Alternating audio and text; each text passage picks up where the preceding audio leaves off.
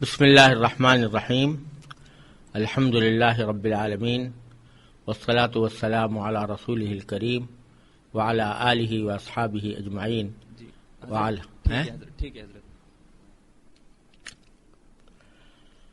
اعوذ باللہ من الشیطان الرجیم بسم اللہ الرحمن الرحیم الف لام میم ذلك الكتاب لا ريب فيه هدى للمتقين الذين يؤمنون بالغيب ويقيمون الصلاة ومما رزقناهم ينفقون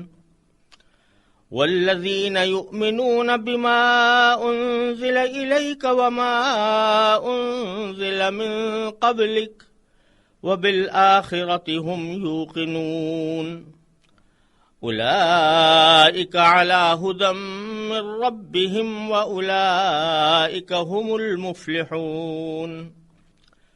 إن الذين كفروا سواء عليهم أأنذرتهم أم لم تنذرهم لا يؤمنون ختم الله على قلوبهم وعلى سمعهم وعلى أبصارهم غشاوة ولهم عذاب عظيم۔ شروع اللہ کے نام سے جو سب پر مہربان ہے، بہت مہربان ہے۔ الف لام میم، یہ کتاب ایسی ہے کہ اس میں کوئی شک نہیں۔ یہ ہدایت ہے ان ڈر رکھنے والوں کے لیے جو بے دیکھی چیزوں پر ایمان لاتے ہیں اور نماز قائم کرتے ہیں، اور جو کچھ ہم نے انہیں دیا ہے اس میں سے اللہ کی خوشنودی کے کاموں میں خرچ کرتے ہیں، اور جو اس وحی پر بھی ایمان لاتے ہیں جو آپ پر اتاری گئی اور اس پر بھی جو آپ سے پہلے اتاری گئی، اور آخرت پر وہ مکمل یقین رکھتے ہیں۔ یہ ہیں وہ لوگ جو اپنے پروردگار کی طرف سے صحیح راستے پر ہیں، اور یہی وہ لوگ ہیں جو فلاح پانے والے ہیں۔ بے شک وہ لوگ جنہوں نے کفر اپنا لیا ہے، ان کے حق میں دونوں باتیں برابر ہیں، چاہے آپ ان کو ڈرائیں یا نہ ڈرائیں، وہ ایمان نہیں لائیں گے۔ اللہ نے ان کے دلوں پر اور ان کے کانوں پر مہر لگا دی ہے، اور ان کی آنکھوں پر پردہ پڑا ہوا ہے، اور ان کے لیے زبردست عذاب ہے۔ یہ سورہ بقرہ کا پہلا رکوع ہے جس کی میں نے تلاوت کی، اور اس کے بعد اس کا لفظی ترجمہ آپ حضرات کے سامنے پیش کیا۔ یہ سورہ بقرہ قرآن کریم کی سب سے لمبی سورت ہے، اور جب حضرات صحابہ کرام رضی اللہ تعالی عنہم اجمعین نے قرآن کریم کی سورتوں کو ایک ترتیب کے ساتھ مرتب فرمایا، تو اس میں اس سورت کو سب سے پہلے، یعنی سورہ فاتحہ کے بعد سب سے پہلے رکھا گیا۔ اس کی کل آیتیں 286 ہیں، اور یہ مدینہ منورہ میں، یعنی نبی کریم سرور عالم صلی اللہ علیہ وسلم کے مکہ مکرمہ سے مدینہ طیبہ کی طرف ہجرت کرنے کے بعد نازل ہوئیں، اور اس کی 67 سے لے کر 73 تک کی آیتوں میں چونکہ گائے کا واقعہ مذکور ہے، اس لیے اس سورت کا نام سورہ بقرہ ہے، کیونکہ بقرہ عربی میں گائے کو کہتے ہیں۔ اس سورت کے مضامین پر اگر غور کیا جائے تو معلوم ہوتا ہے کہ اس کا بنیادی موضوع ایمان اور عمل صالح ہے، کیونکہ دین انہی دو چیزوں سے مرکب ہے۔ دین جس بات کی طرف دعوت دیتا ہے وہ ایک یہ کہ ایمان لایا جائے ان عقیدوں پر جو واقعے کے مطابق ہیں، اور اس کے ساتھ ساتھ اس ایمان کے مطابق اپنی زندگی کو گزارا جائے اور اس میں نیک عمل کیے جائے۔ تو اس صورت میں بھی ایک پہلا حصہ ایمان سے متعلق ہے، اس میں یہ بتایا گیا ہے کہ ایمان کس چیز کا نام ہے کن چیزوں پر ایمان لانا ضروری ہے اور کن چیزوں پر ایمان نہیں لانا چاہیے، اور ایمان کے بارے میں انسانوں کے جو 3 گروہ ہیں، یعنی ایک وہ جو اللہ تبارک و تعالیٰ کے اس دین پر ایمان لائے جنہیں مومن یا مسلمان کہا جاتا ہے، اور دوسرے وہ جنہوں نے ایمان لانے سے انکار کیا جن کو کافر کہا جاتا ہے، اور ایک تیسرا گروہ منافقین کا ہے کہ جو زبان سے تو ایمان لے آیا تھا لیکن دل سے ایمان نہیں لایا تھا۔ ان 3 قسموں کا بیان سورت کے شروع میں کیا گیا ہے، اور پھر یہ بات ظاہر کرنے کے لیے کہ جن باتوں پر ایمان لانے کی دعوت حضور نبی کریم سرور دو عالم صلی اللہ علیہ وسلم نے دی ہے، وہ کوئی آپ کی خصوصیت نہیں ہے، بلکہ جب سے انسان پیدا ہوا اس وقت سے ہی اس کی سرشت میں یہ بات رکھی گئی تھی کہ وہ ان باتوں پر ایمان لائے۔ اس بات کو واضح کرنے کے لیے قرآن کریم نے حضرت آدم علیہ السلام کی تخلیق کا واقعہ بیان فرمایا ہے تاکہ انسان کو اپنی پیدائش کا مقصد معلوم ہو۔ اس کے بعد آیات کے ایک طویل سلسلے میں بنیادی طور پر خطاب یہودیوں سے ہے جو بڑی تعداد میں مدینہ منورہ کے آس پاس آباد تھے، اور ان کے ماضی کے واقعات ان کو یاد دلائے گئے ہیں، جن کا خلاصہ یہ ہے کہ حضرت موسیٰ علیہ السلام کو تورات عطا فرمائی گئی تھی، اور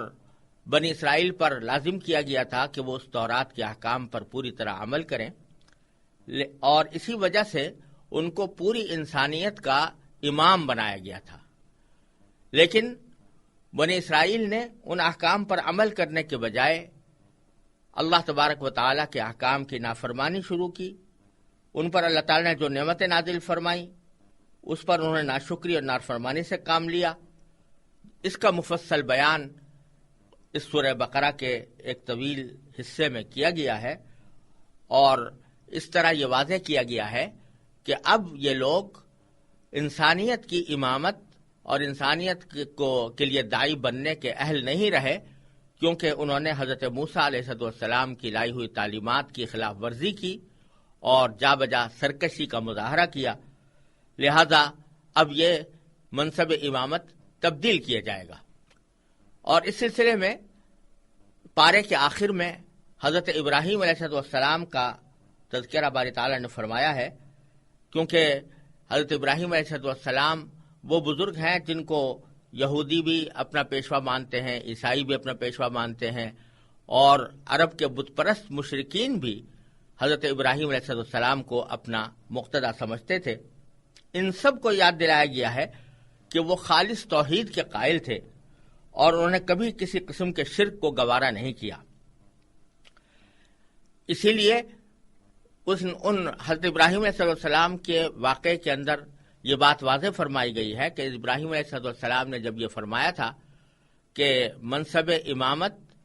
جس طرح آپ نے مجھے عطا فرمایا ہے تو میری اولاد کو بھی عطا فرمائیے،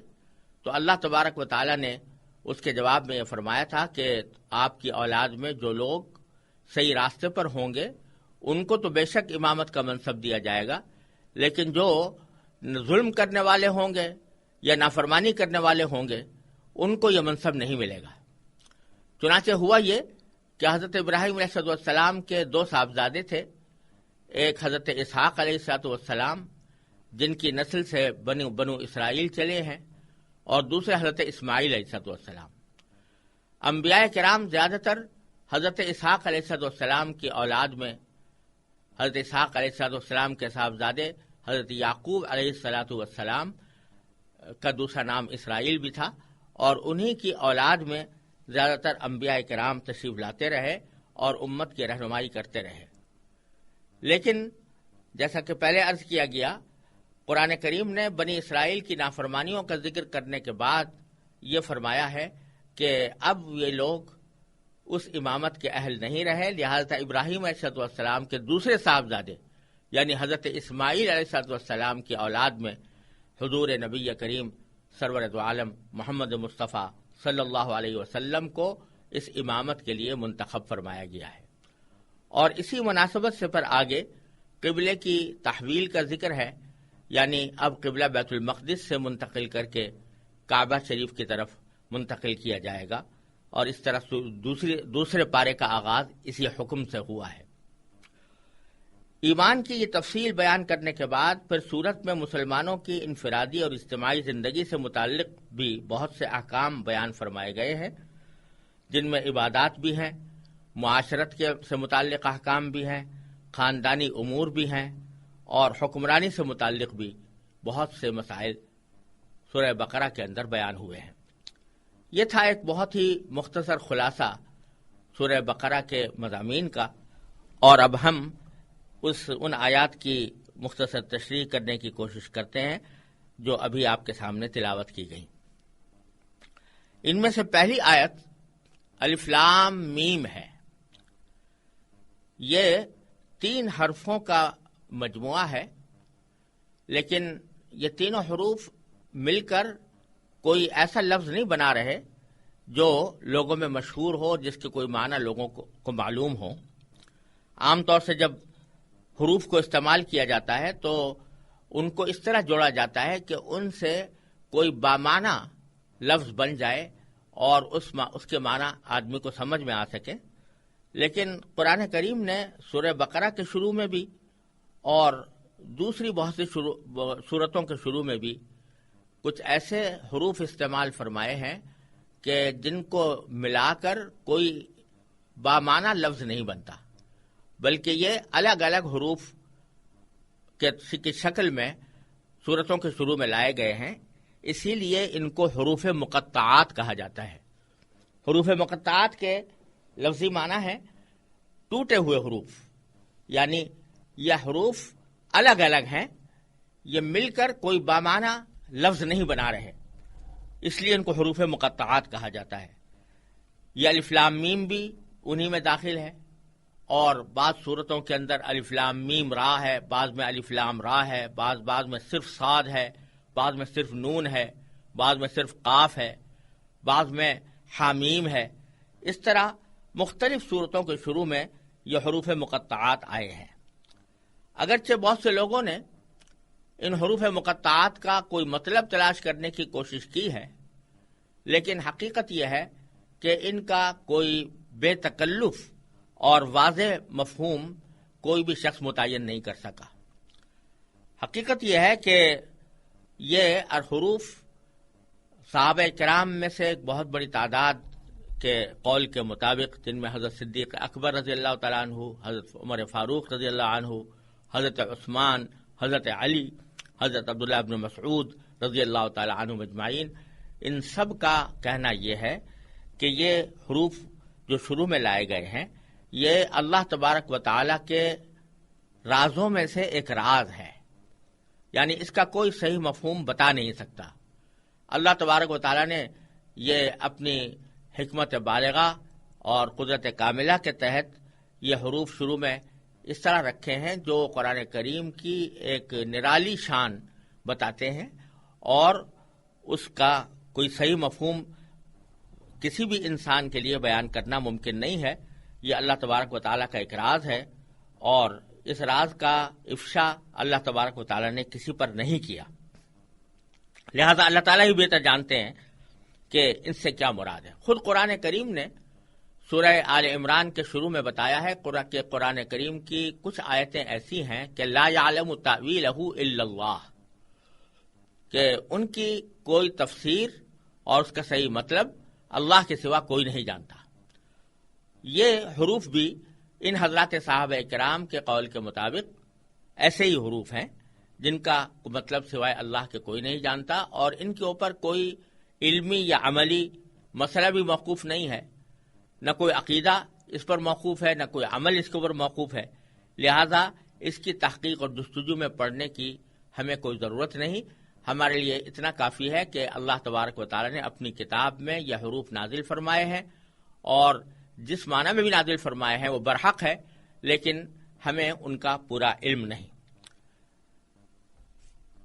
اس کے بعد دوسری آیت ہے کہ یہ کتاب ایسی ہے کہ اس میں کوئی شک نہیں۔ یہ کتاب ہم اردو میں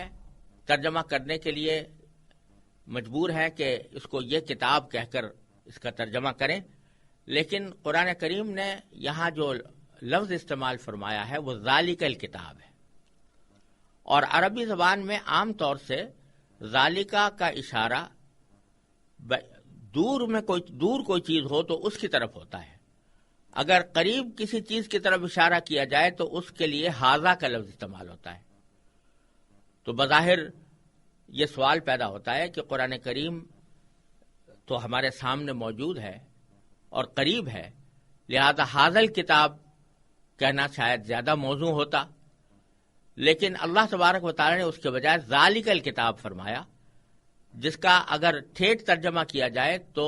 وہ کتاب ہوگا۔ تو یہاں پر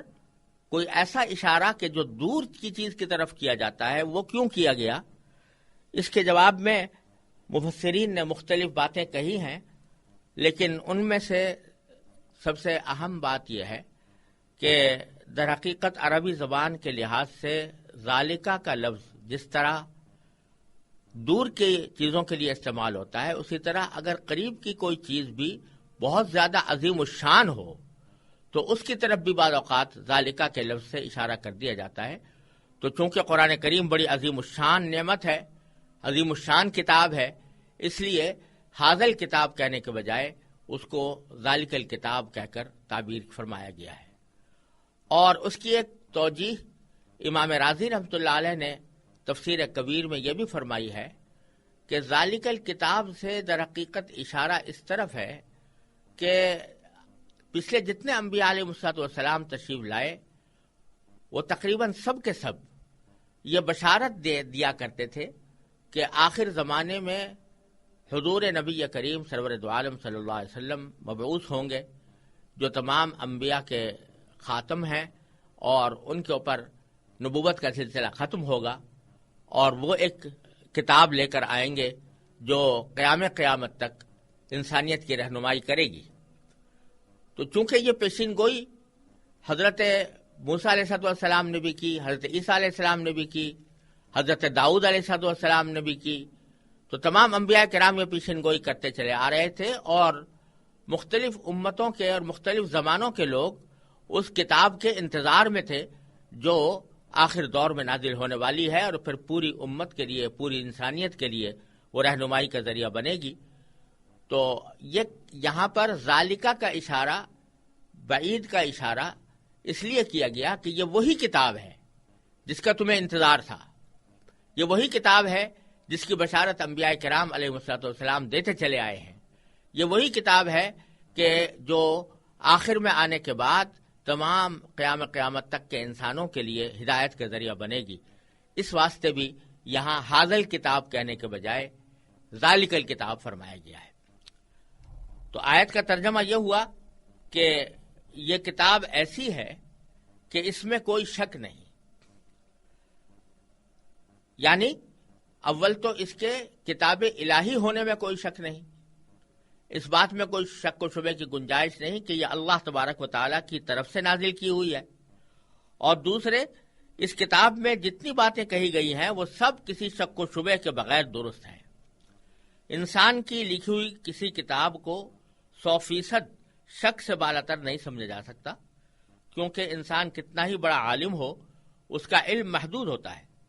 اور اکثر اس کی کتاب اس کے ذاتی خیالات پر مبنی ہوتی ہے۔ لیکن چونکہ یہ کتاب اللہ تبارک و تعالیٰ کی ہے جس کا علم لامحدود بھی ہے اور 100% یقینی بھی ہے، اس لیے اس میں کسی شک کی گنجائش نہیں۔ اگر کسی کو کوئی شک ہو تو یہ اس کی ناسمجھی کی وجہ سے ہوگا، غلط فہمی کی وجہ سے ہوگا، لیکن کتاب کی کوئی بات اپنی ذات میں شبے والی نہیں ہے، شک والی نہیں ہے۔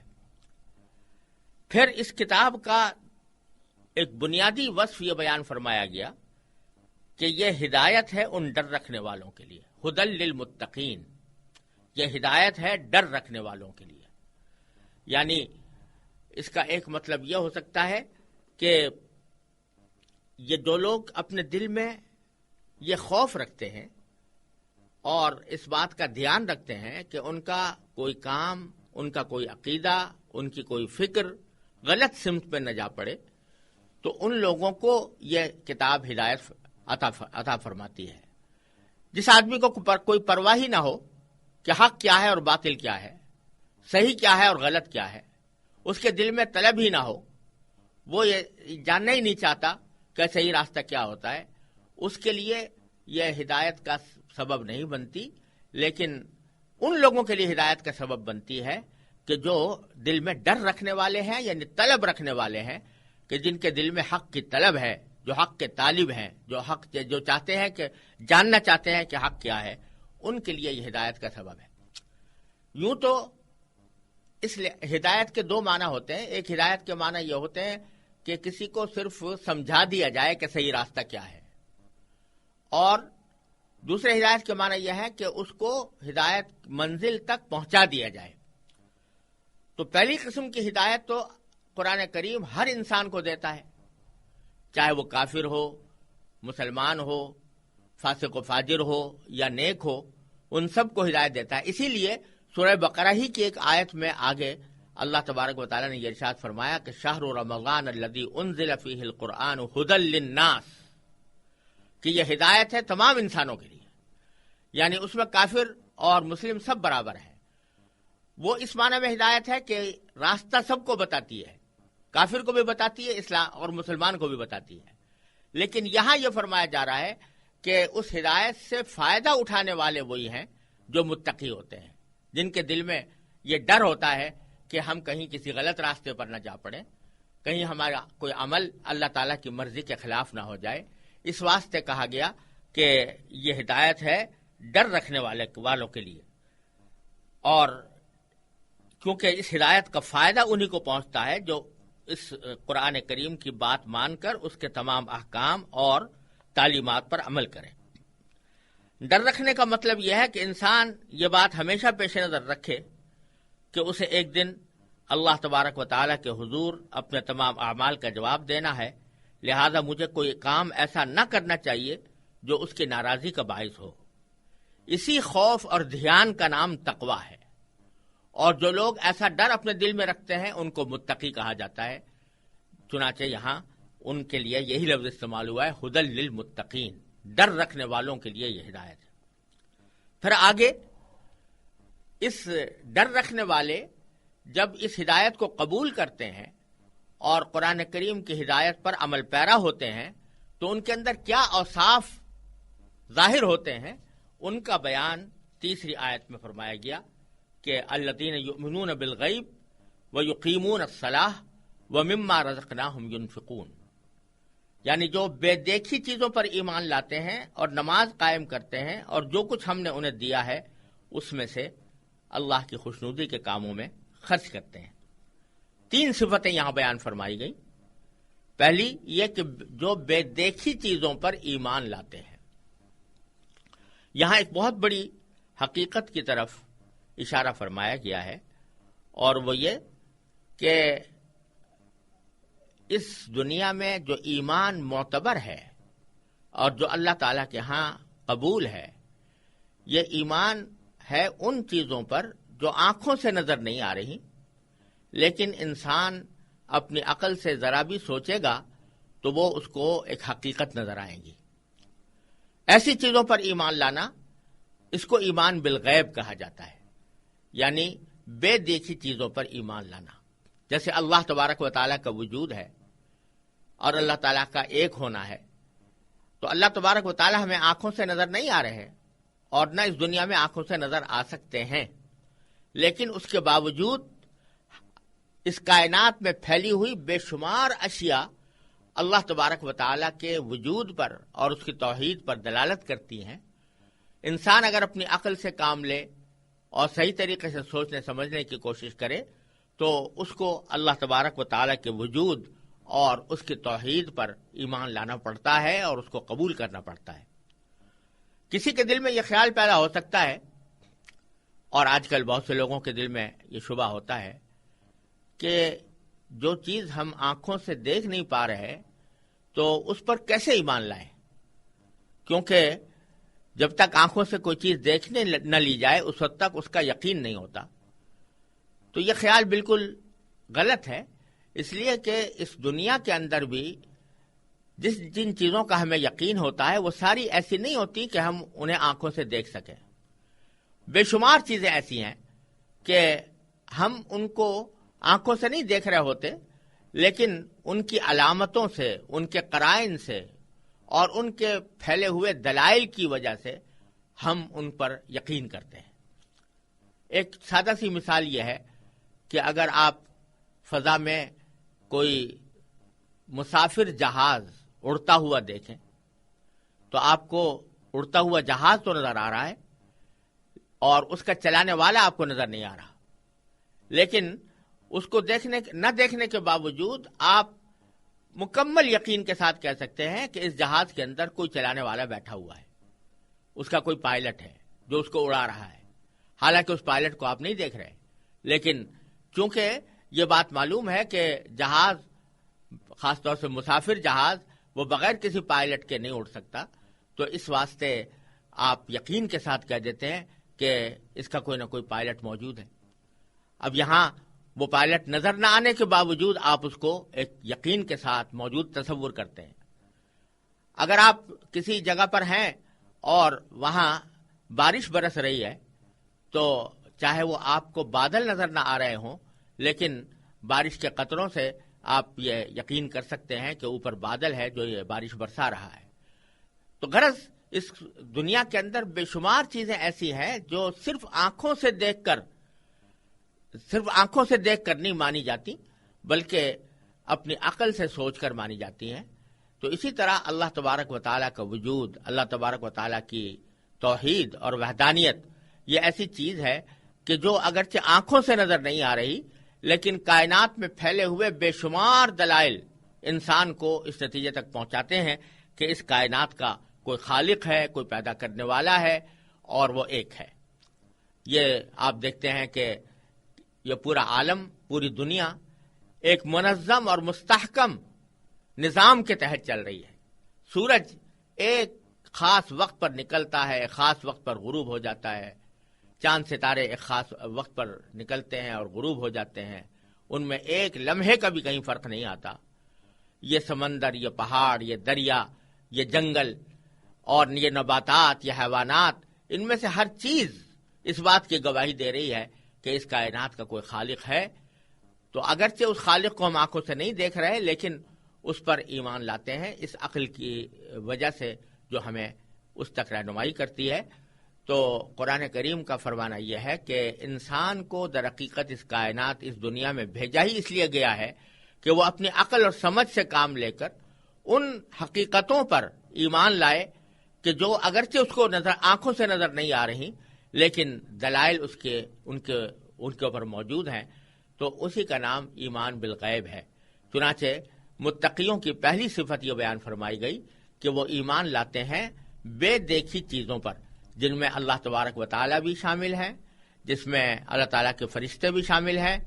اللہ تعالیٰ کی نازل کی ہوئی وحی بھی شامل ہے کہ اس وحی کو نازل ہوتے ہوئے ہم نے نہیں دیکھا، لیکن ہم اس کی حقانیت پر ایمان لاتے ہیں. اور اسی طرح مرنے کے بعد جو دوسری زندگی آنے والی ہے، آخرت کی زندگی، وہ بھی اس میں شامل ہے.